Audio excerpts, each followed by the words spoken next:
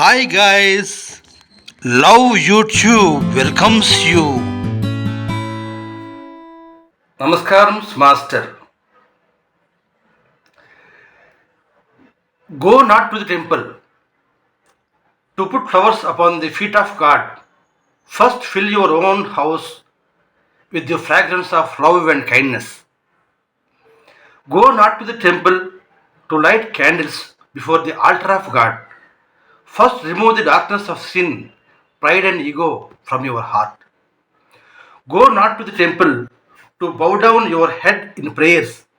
First learn to bow in humility before your fellow men and apologize to those you have wronged. Go not to the temple to pray on bended knees. First, bend down to lift someone who is downtrodden and strengthen the young ones, not crush them. Go not to the temple to ask for forgiveness for your sins.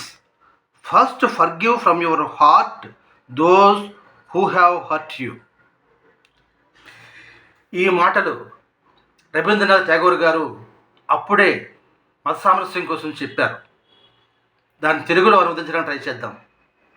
గుడికి వెళ్ళకు భగవంతుని పాదాలపై పువ్వులు ఉంచడానికైతే ముందు నీ దేహాన్ని దేవళంగా మార్చుకో. నీ దేహాన్ని దేవళంగా మార్చుకో. దానిని ప్రేమ పరిమళంతో దయాగంధంతో నింపుకో. నీ హృదయాన్ని ప్రేమ పరిమళంతో దయాగంధంతో నింపుకో.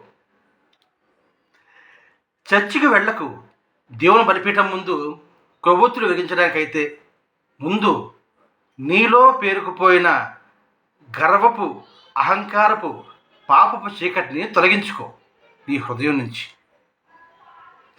మసీదుకు వెళ్లకు ప్రార్థన పేరుతో నీ తలను నేలను తాగించడానికైతే మసీదుకు వెళ్లకు ప్రార్థన పేరుతో నీ తలను నేలకు తాకించడానికైతే ముందు నీ తోటివారికి వినయంతో నమస్కరించడం నేర్చుకో.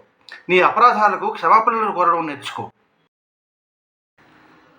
ఆలయానికి వెళ్లకు మోకాళ్లపై వంగి ప్రార్థించడానికైతే ముందు సమాజంలో అట్టడుగున ఉన్నవారికి చేయి అందించడానికి వంగడం నేర్చుకో. నీకంటే చిన్నవారిని ఉక్కిరి బిక్కిరి చేయకు, వారిని బలోపేతం చేయడం నేర్చుకో. ఆలయానికి వెళ్లకు నీ పాపాలను క్షమించమని కోరడానికైతే ముందు ఎవరైతే నిన్ను గాయపరిచారో వాళ్ళని మనస్ఫూర్తిగా క్షమించడం నేర్చుకో. రవీంద్రనాథ్ ఠాగూర్ గారు చెప్పిన ఈ పోయిటరీ నేటి పరిస్థితులకి అర్థం పట్టడం లేదంటారా?